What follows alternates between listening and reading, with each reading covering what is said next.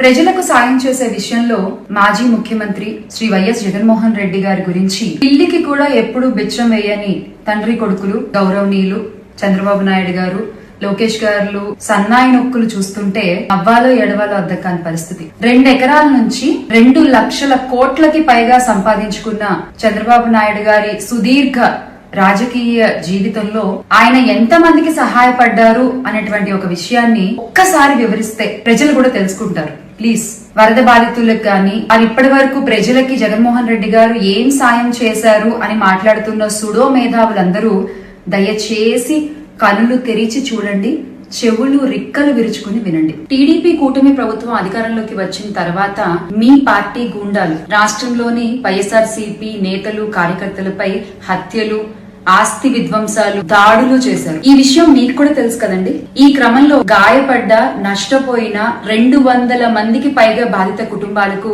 YS Jaganmohan Reddy గారు సాయాన్ని అందజేశారు. అలాగే ఇటీవల విశాఖపట్నంలోని ఒక ఫార్మా కంపెనీలో జరిగిన పేలుడులో 17 మంది చనిపోతే ఒక్కొక్క కుటుంబానికి 5 లక్షల రూపాయల చొప్పున జగన్మోహన్ రెడ్డి గారు ఇవ్వడం జరిగింది. అంతేకాకుండా అదే పేలుడు ఘటనలో 41 మంది గాయపడితే ఒక్కొక్కడికి 1 లక్ష రూపాయల చొప్పున సాయాన్ని అందజేశారు. కనబడలేదా అండి మీకు సాయం? మొన్న విజయవాడను వరదలు ముంచెత్తితే వరద బాధితులకి ₹1 కోటి సహాయాన్ని అందించారండి. అలా సహాయం చేసి చేతులు దులిపేసుకోలేదు. ఈ రోజుకి కూడా వరద బాధితులకి అవసరమైన నిత్యావసర వస్తువులు, వాటర్ బాటిళ్లు, పాలు పంపిణీ చేస్తూనే ఉన్నారు. ఇక పులివెందుల్లోని వెంకటప్ప స్కూల్లో ఎంతో మంది పేద విద్యార్థులకు ₹1 ఫీజు కూడా తీసుకోకుండా చదువుని చెప్పిస్తున్నారు. ఎంతో మంది మూగా చెవిటి పిల్లలకు కాక్లియర్ ఇంప్లాంట్ ఆపరేషన్స్ చేయించారు. ఇక పాదయాత్రలో గాని, ఓదార్పు యాత్రలో గాని ఎంత మంది యువకులకి ఉద్యోగాలకు వెళ్ళడానికి దారి చూపించారు, ఎంత మందికి ధన సహాయం అందించారు, ఎంత మందికి భరోసా ఇచ్చారు.